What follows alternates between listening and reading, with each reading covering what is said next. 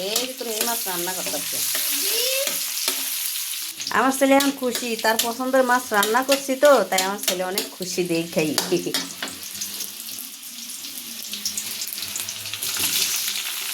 তোমার আমি যাবো না, হ্যাঁ আমি তোমার পড়াবো না কেন দেয়া, ঠিক আছে আমার সাথে যাবো, হ্যাঁ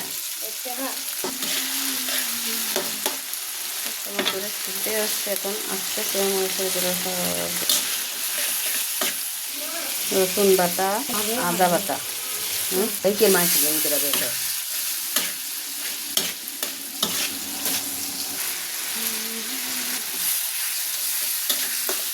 দেখো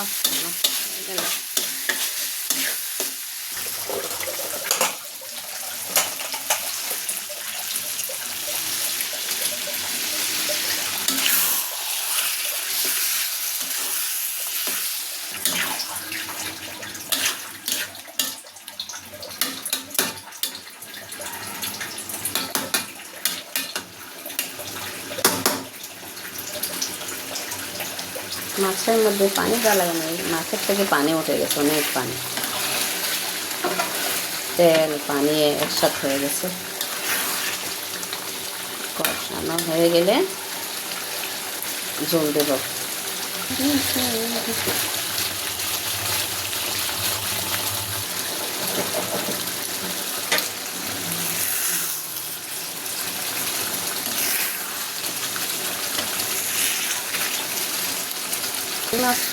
এই মাছকে খুব আলতো করে নাড়া দিতে হয়, তা না হলে ভেঙে যাবে।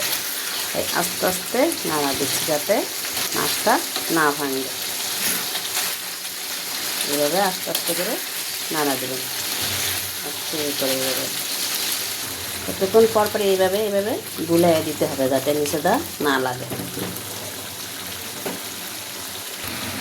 আর আমার মাছটা কষানো হয়ে গেছে, নেড়ে ঝোল দিয়ে দিব।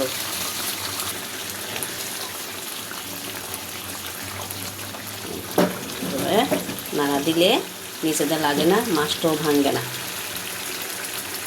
আমার মাছটা কষানো হয়ে গেছে, একটু নাড়া দিয়ে এখন আমি ঝোল দিয়ে দেবো। এক মগ পানি টেনে দিলাম।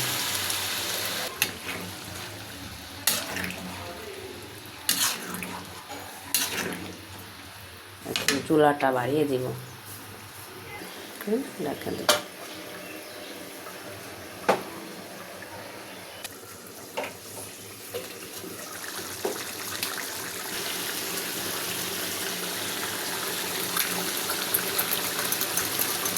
চালটা দিয়ে দিলাম। এই মাছটা টক দিয়ে রান্না করলে খেতে সেই স্বাদ। আর আমার বাচ্চার খুব ফেভারিট টক দিয়ে মাছ। এই মাছ রান্না করে দিলে চেটে ফুটে খুব মজা করে ভাত খায়, তো ওর জন্যই এভাবে রান্না করা। মাছটা কি সুন্দর আনামানা হয়েছে, একটু ভাঙ্গে নেই। এখন আমি কটা জিরের গুঁড়ো আবার উপরে দিয়ে সরিয়ে, আমি খাইয়ে ফেলাই। তোমার বাবারে জিজ্ঞেস করো, এই যে ইয়ার মধ্যে বাটিতে 2টা ইলিশ মাছের টুকরা ছিল, আমি ওটিতে ভাত খাই ফেলাইছি।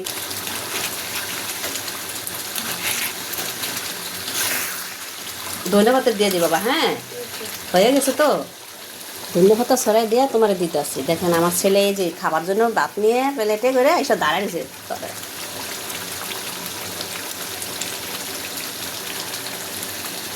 হয়ে গেছে আমাদের তরকারি।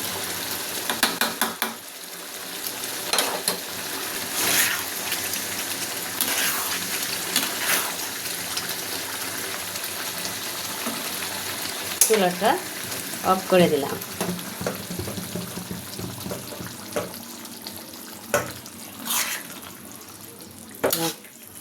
এখন আমার ছেলে খাবে গরম গরম ভাতের সাথে, গরম গরম তরকারি। আবার জল দিব কিভাবে?